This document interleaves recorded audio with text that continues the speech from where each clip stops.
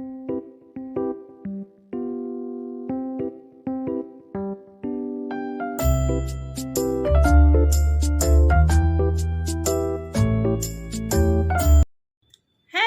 Everyone, welcome back to my channel. कैसे हैं आप लोग? आई होप अच्छे ही होंगे। दोस्तों, आप लोग जानते ही हैं कि हिंदू धर्म में हर महीने कोई ना कोई व्रत, कोई ना कोई उपवास या कुछ भी धार्मिक कार्य रहता ही है। लेकिन कार्तिक मास की शुक्ल पक्ष की चतुर्थी को जो व्रत किया जाता है वो बहुत ही महत्वपूर्ण होता है हर सुहागन महिला के लिए, और इस दिन करवा चौथ का व्रत किया जाता है। करवा चौथ के व्रत को प्रेम का प्रतीक माना गया है। ये ना सिर्फ उनकी उम्र को बढ़ाता है बल्कि प्रेम को भी कई गुना बढ़ा देता है। देखिए, अगर ये व्रत सच्चे दिल से किया जाए ना तो भगवान शंकर और माता पार्वती का आशीर्वाद भी हम सबको जरूर मिलता है। दोस्तों, हिंदू धर्म में आस्था रखने वाले सभी व्यक्ति जो है, हम महिलाएं जो है, बड़े ही प्यार से, विश्वास से इस व्रत को रखती हैं।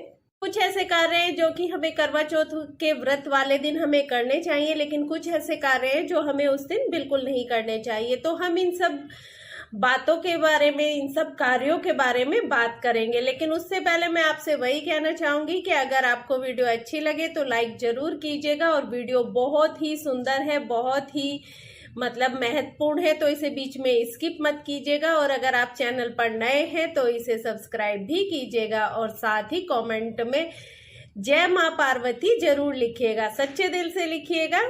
और साथ ही बेल आइकन को भी प्रेस कर दीजिएगा ताकि मेरी आगे आने वाली वीडियो के नोटिफिकेशन आपको तुरंत मिल सके। दोस्तों, करवा चौथ का व्रत इस साल 2023 में 1 नवंबर दिन बुधवार को मनाया जाएगा। करवा चौथ का व्रत सूर्योदय से पहले यानी कि सुबह 4 बजे से प्रारंभ हो जाता है और रात को चंद्र दर्शन के बाद ये समाप्त होता है। और इस दिन भगवान शंकर, माता पार्वती और भगवान श्री गणेश की पूजा की जाती है। और पूजा का जो शुभ मुहूर्त है वो 5:36 से 7:02 तक है। मैं अपनी सभी बहनों से यही कहना चाहूंगी कि मुहूर्त के अनुसार ही पूजा पाठ करें, तभी उसका संपूर्ण फल हमें मिलता है।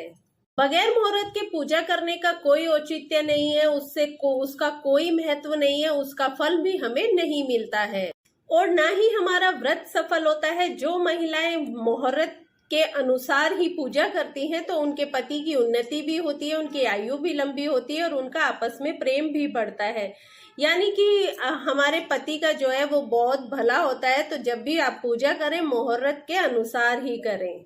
पूजा करने के बाद चांद निकलने का इंतजार करें, और चांद जो निकलेगा वो उसका समय जो है 8:36 है, लेकिन चांद अपने अपने शहरों में अलग अलग समय पर निकलता है। तो आप देख लीजिएगा कि आपके शहर में कब चांद निकलेगा। लेकिन हाँ, चांद निकलेगा जरूर और आपका व्रत सफल जरूर होगा। तो आइए अब बात करते हैं कि हमें कौन कौन से कार्य करवा चौथ के दिन बिल्कुल भूल कर भी नहीं करने चाहिए।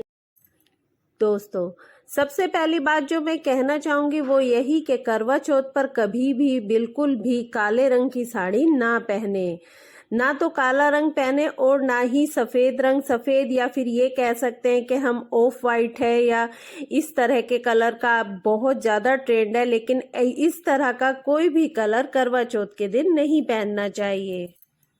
लाल किनारी वाली इस तरह की ऑफ वाइट साड़ी हमारे देश के कुछ हिस्सों में शुभ अवसरों पर पहनी जाती है, लेकिन करवा चौथ के दिन हम उत्तर भारत के जो निवासी हैं वो ऐसी साड़ी बिल्कुल नहीं पहनते हैं।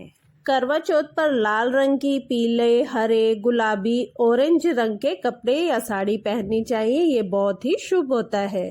साथ ही मैं आपसे कहना चाहूंगी, अगर आपके पास अपनी शादी का जोड़ा रखा हो तो आप उसे पहनकर ही व्रत करें। इसे पहनकर व्रत करने से आपको माता पार्वती का आशीर्वाद भी मिलेगा।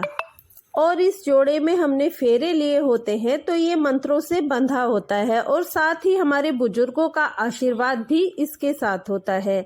इसलिए जहां तक हो सके शादी का जोड़ा ही पहने। लेकिन अगर आपके पास शादी का जोड़ा नहीं है तो आप बाजार से नए कपड़े खरीद सकते हैं, लेकिन ध्यान रहे कि अगर आप लाल रंग के खरीदे तो ज्यादा अच्छा है। वैसे आप काला और सफेद छोड़कर और भूरा रंग छोड़कर कोई भी कलर। मैं अपनी सभी बहनों से यही कहना चाहूंगी कि शादी की कोई भी निशानी या अपने सुहाग की कोई भी निशानी कभी किसी दूसरी महिला को ना दें। जैसे कि हमारे माथे की बिंदिया है, सिंदूर है, चूड़ी है, मंगलसूत्र, पायल, बिछुए या फिर हमारी शादी की चुनरी ही क्यों ना हो, ये सब बहुत महत्वपूर्ण होता है। अपने जो हमारे 16 श्रृंगार होते हैं, इसमें से किसी भी एक चीज को कभी किसी पराई स्त्री को नहीं देना चाहिए। शास्त्रों के अनुसार इसे अच्छा नहीं माना जाता है, क्योंकि ये हमारे पति की निशानी होती है। और अगर हम इन चीजों को किसी दूसरी महिला के साथ शेयर करते हैं तो समझिए हम अपने पति को भी उसके साथ शेयर कर रहे हैं। आप चाहें तो उन्हें नया वस्त्र दे सकते हैं, नया श्रृंगार दे सकते हैं, लेकिन अपना इस्तेमाल किया हुआ श्रृंगार कभी किसी को ना दें। इससे हमारे पति पर भी संकट आ सकता है, या फिर पति पत्नी के बीच में लड़ाई झगड़े हो सकते हैं, उनके बीच में दूरियां आ सकती हैं। तो ऐसा तो हम बिल्कुल नहीं चाहेंगे कि हमारे पति और पत्नी के बीच में दूरियां पैदा हों। इसलिए ये थोड़ा सा नियम है, इन नियमों का पालन जरूर करना चाहिए और इन छोटी छोटी बातों का ध्यान जरूर रखना चाहिए, क्योंकि ये छोटी छोटी बातें हमारी जिंदगी पर बड़ा बड़ा असर डालती हैं। और अब बारी आती है सिंदूर की। तो सिंदूर लगाते वक्त भी हमें कुछ बातों का ध्यान रखना चाहिए। जब हम करवा चौथ के दिन सिंदूर लगाएं तो माता पार्वती का ध्यान अवश्य करें, क्योंकि माता पार्वती ही अखंड सौभाग्यवती का वरदान देती हैं। और साथ ही माता पार्वती का आशीर्वाद अगर आपको पाना है तो करवा चौथ के दिन जितना हो सके उतना खूब मात्रा में सिंदूर अवश्य लगाएं। अच्छे से सिंदूर अपनी मांग में भरें। ऐसे ना करें जैसे आजकल सिर्फ हल्का सा सिंदूर मांग में छुआ लेते हैं, तो इस तरह से करवा चौथ के दिन बिल्कुल ना करें, क्योंकि इससे माता पार्वती आपको आशीर्वाद नहीं देंगी और माता पार्वती का आशीर्वाद नहीं मिला तो हमारा व्रत सफल नहीं होगा। वैसे भी अगर हम भरपूर सिंदूर अपनी मांग में भरते हैं तो इससे पति पत्नी में प्रेम भी बढ़ता है। और मैं ये आपको कहना चाहती हूँ, अगर कभी भी सिंदूर लगाते वक्त आपसे गिर जाए तो आप तुरंत माता पार्वती का ध्यान अपने मन में करें और उनसे क्षमा याचना करें, तो इससे जो भी अशुभता होगी वो आपकी टल जाएगी। अब ये बातें तो हमने कर ली कि हमें करवा चौथ के दिन कौन कौन से कार्य नहीं करने चाहिए, और अब हम बात करते हैं कि हमें क्या करना चाहिए करवा चौथ के दिन। करवा चौथ के दिन हमें हमेशा नई चूड़ियां ही पहननी चाहिए। चूड़ियां बहुत ही महत्वपूर्ण हैं और ये सुहाग की निशानी भी है, इसलिए आप करवा चौथ के लिए नई चूड़ी जरूर लें, क्योंकि इनके बिना करवा चौथ अधूरा माना गया है। वैसे भी आजकल तो मैचिंग का ज़माना है, तो जो भी ड्रेस आप पहने करवा चौथ पर तो उससे मैचिंग आप नई चूड़ियाँ जरूर लें। चूड़ी ले सकते हैं, चाहे तो कड़े भी ले सकते हैं। और दूसरी चीज़ है मेहंदी। मेहंदी लगाना भी करवा चौथ पर बहुत ज़रूरी है। ये भी सुहाग की निशानी है। आप चाहें तो बाजार से मेहंदी लगवा सकते हैं, लेकिन वहाँ पर करवा चौथ के दिन बहुत लंबी लंबी लाइनें होती हैं, और आप चाहें तो घर पर भी मेहंदी लगा सकते हैं। मेरे कहने का मतलब है कि आप मेहंदी लगाएं ज़रूर। जो लोग ऑफिस जाते हैं वो बहुत ज़्यादा भरी हुई मेहंदी नहीं लगा सकते हैं, तो वो सिर्फ एक टीका लगाकर भी मेहंदी का शगुन कर सकते हैं। करवा चौथ के लिए करवा लेना बहुत ज़रूरी है। अगर आप मिट्टी का करवा लेते हैं तो आपको हर साल नया करवा लेना होता है, लेकिन अगर आप धातु का करवा लेते हैं तो आप उसी करवे को हर साल इस्तेमाल कर सकते हैं। करवे से ही चंद्रमा को अर्घ दिया जाता है और उसी करवे से पानी पीकर व्रत खोला जाता है, और करवे में पानी भरकर ही करवा चौथ की कथा सुनी जाती है और पूजा की जाती है। और अगली चीज़ है छलनी। छलनी भी बहुत ज़रूरी है करवा चौथ के व्रत के लिए। तो इसके लिए आप चाहे तो नई छलनी हर साल ले सकते हैं, लेकिन ऐसा ज़रूरी नहीं है। आप पुरानी छलनी भी इस्तेमाल कर सकते हैं, लेकिन इस बात का ध्यान रखें कि छलनी कहीं से चटकी ना हो, उसमें कोई छेद ना हुआ हो। कोई भी खराब छलनी आप पूजा के लिए इस्तेमाल ना करें। करवा चौथ पर अगर आपकी सामर्थ्य है तो आप नए कपड़े खरीद सकते हैं और हर बार करवा चौथ पर नए कपड़े पहन सकते हैं, लेकिन ऐसा ज़रूरी नहीं है। आप चाहे तो पुराने इस्तेमाल किए हुए कपड़े भी करवा चौथ के दिन पहन सकते हैं, उन्हीं में पूजा कर सकते हैं। और जैसा कि मैंने पहले बताया कि अगर आप अपने सुहाग का जोड़ा पहनकर पूजा करते हैं तो ये बहुत ही शुभ होता है। बस रंग का ध्यान रखें कि कौन से पहनने हैं।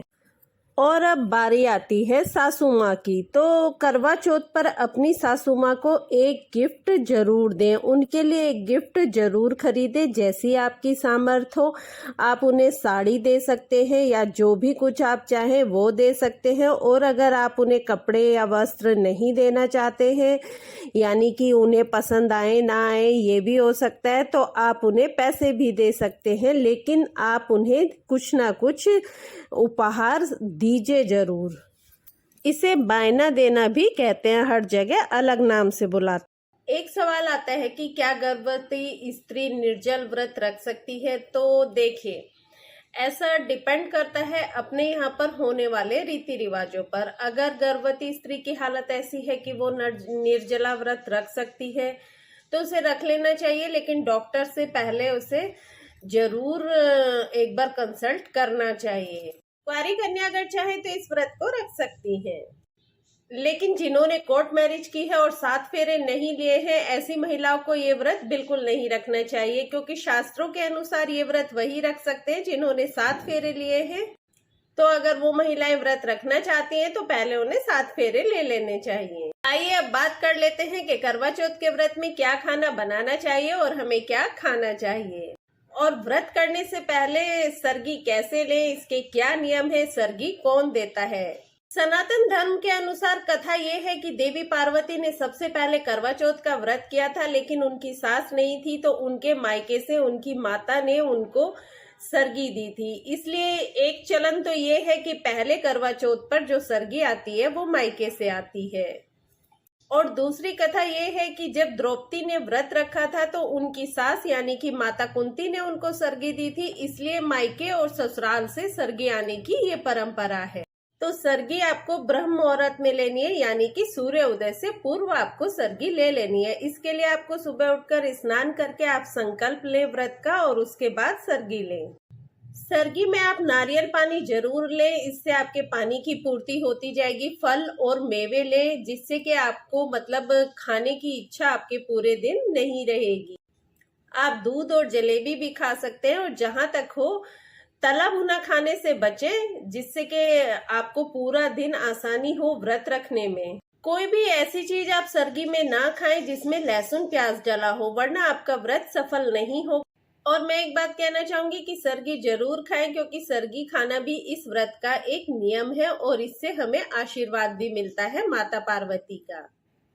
अब बात करते हैं कि इस व्रत में शाम को क्या खाना बनाना चाहिए। तो आप जो भी खाना बनाएं उसमें लहसुन प्याज का इस्तेमाल बिल्कुल ना करें। आप कढ़ी, पकोड़ा, खीर, हलवा, पूरी और पनीर की सब्जी, आलू गोभी जो चाहे बना सकते हैं, बस इतना ध्यान रखें कि लहसुन प्याज ना डालें।